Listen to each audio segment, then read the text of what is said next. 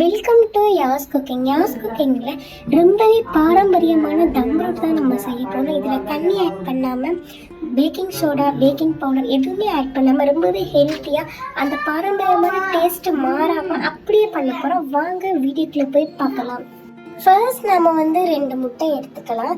இந்த 2 முட்டையோட அளவு எப்படின்னா, நான் 1.25 கப்பு ரவை எடுக்க போகிறேன். இந்த 1.25 கப்பு ரவைக்கு 2 முட்டை கரெக்டாக இருக்கும்.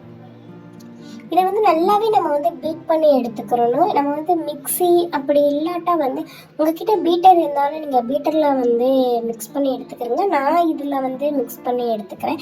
இது எப்படி இருக்கணும்னா, முட்டை நல்லா திக்காக நுறையா இருக்கிற அளவுக்கு நல்லாவே நம்ம அடித்து எடுத்துக்கிறணும். நெக்ஸ்ட் 1.25 கப்பு ரவைக்கு நான் 1.25 கப்பு சுகர் ஆட் பண்ணுறேன். நான் இதோட மெஷர்மெண்ட் நான் கீழே போடுறேன், நீங்கள் செக் பண்ணி பார்த்துக்கிறேங்க.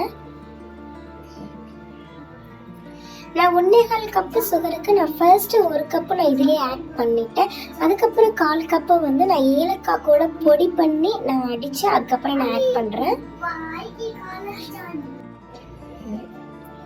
இதை நல்ல ஒரு அகலமான பாத்திரத்தில் இதை மாற்றிக்கிறோம். ஏன்னா நெக்ஸ்ட் நம்ம எல்லா ஐட்டம் போடும்போது மிக்ஸ் பண்ணுறதுக்கு அகலமாக இருக்கணும்.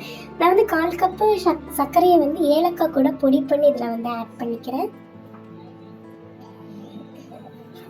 இதை நல்லாவே நம்ம மிக்ஸ் பண்ணிக்கிறேன்னு. ஏன்னா சர்க்கரை நல்லா கரையணும்.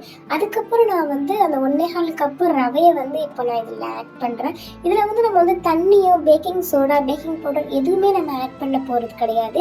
அவ்வளோ டேஸ்ட்டாக நம்ம பண்ண போகிறோம். இதில் நான் 1.25 கப்பு ரவைக்கு நான் 1.25 கப்பு தேங்காய் பால் ஆட் பண்ணிக்கிறேன்.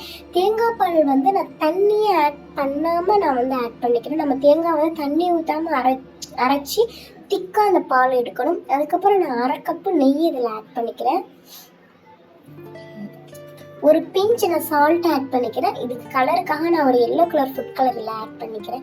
நல்லாவே இதை மிக்ஸ் பண்ணிக்கிறேன். மிக்ஸ் பண்ணிட்டு நம்ம ஒரு 1/2 hour இதை ஊற வச்சிருந்தோங்க. ஊற வச்சுட்டு பாருங்கள் எவ்வளோ திக்காக இருக்குன்னு. இதை நம்ம 1/2 hour ஊற வச்சதுக்கப்புறம் நம்ம இதை ஒரு கடாயில் ட்ரான்ஸ்ஃபர் பண்ணி இதை நம்ம குக் பண்ணணும். இதை நான் கேஸ் அடுப்பில் தான் பண்ண போகிறேன். மைக்ரோவேவில் பண்ணலை. நான் கேஸ் அடுப்பில் பண்ணுறவங்களுக்கு தான் இந்த வீடியோ. இதை நல்லா நம்ம இதை குக் பண்ணிக்கிறோம். கடாயில் ஒட்டவே கூடாது. நீங்கள் எந்த அடுப்பில் அப்ரோட் செய்ய போகிறீங்களோ, எந்த சட்டியில் அதில் நம்ம நெய்யை ஆட் பண்ணிவிட்டு நம்ம குக் பண்ண ரவையை இதில் ட்ரான்ஸ்ஃபர் பண்ணி அதை நல்லாவே செட் பண்ணிக்கிறோம். மேலே ஒரு 1/2 கப்பு நெய்யை அதில் ஊற்றிக்கிறோம். ஏன்னா இதுக்கு நெய் ரொம்பவே முக்கியம். நான் நெய் நீங்கள் தாராளமாக இல்லை ஊற்றுறேன். நெய் எவ்வளோ ஊற்றுறீங்களோ அந்த அளவுக்கு இது டேஸ்ட்டாக இருக்கும். நம்ம அடிக்கடமான பாத்திரத்தில் ஒரு ஏதாவது ஸ்டாண்டு வச்சு அதில் நீங்கள் செட் பண்ண இதை வச்சு ஒரு மூடி போட்டு ஒரு 1 மணி நேரம் வச்சிங்கன்னா அவ்வளோ டேஸ்ட்டான தம் ரூட்டு ரெடி ஆகிருங்க. அவ்வளோ சாஃப்டாக செம்ம சூப்பராக இருக்கும். ஒரே நாள்லேயே அந்த தம் ரூட் காலியாகிடும். கண்டிப்பாக நீங்கள் ட்ரை பண்ணி பாருங்கள். இது பிடிச்சிருந்தா நம்ம வீடியோவை லைக் பண்ணுங்கள்.